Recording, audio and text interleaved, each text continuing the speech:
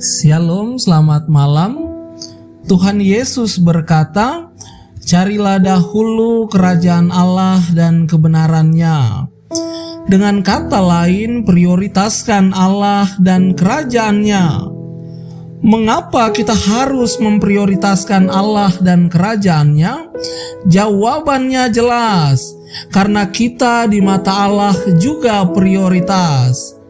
Allah dan kerajaannya memprioritaskan Anda dan saya. Tuhan Yesus berkata, burung-burung di udara yang dipelihara oleh Allah dan tak punya kemampuan bekerja, menanam, menyiram, menabung, berinvestasi seperti manusia, tetapi dipelihara oleh Allah. Tetapi Tuhan Yesus berkata, kamu jauh melebihi burung-burung itu. Bunga bakung dan burung dipelihara oleh Allah, tetapi mereka tak pernah memanggil Allah sebagai Bapa. Bunga bakung dan burung-burung di udara adalah ciptaan Allah, tetapi mereka bukan anak-anak Allah. Sedangkan kita ini mahkota ciptaan Allah yang berhak memanggil Allah sebagai Bapa kami yang di sorga. Tempat kita begitu utama dalam kerajaan Allah, teramat penting, tempat VIP. Dalam kerajaan Allah kita begitu penting, sehingga ketika tempat kita itu hilang karena dosa, Allah mengutus putra tunggalnya Yesus Kristus datang ke dunia untuk mengambil kita dari tempat yang salah, menebus kita dan mengembalikan kita ke tempat yang semula. Bahkan kelak, Tuhan Yesus sendiri yang akan datang menjemput kita untuk membawa kita ke rumah Bapa di sorga, tempat kita semula dalam kerajaannya.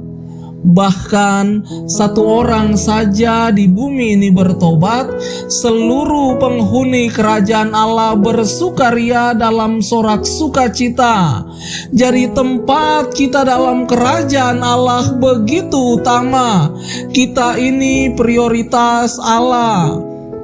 Oleh sebab itu, layakkah kalau sebaliknya kita pun mengutamakan, memprioritaskan Allah dan kerajaannya? Jawabannya pun jelas ya, 100% yes.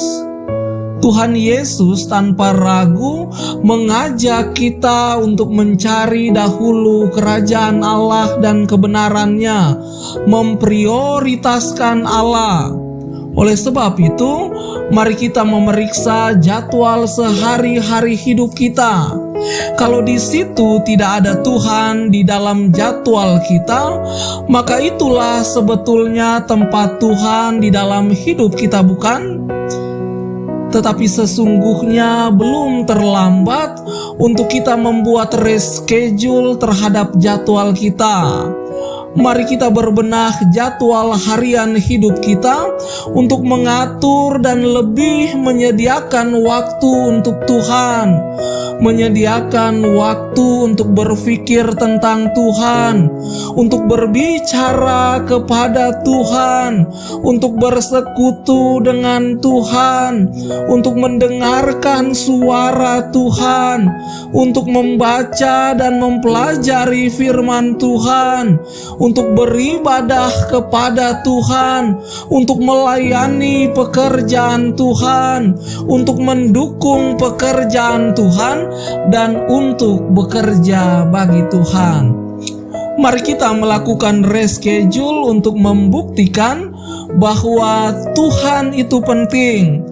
Tuhan itu punya tempat utama di dalam hidup kita.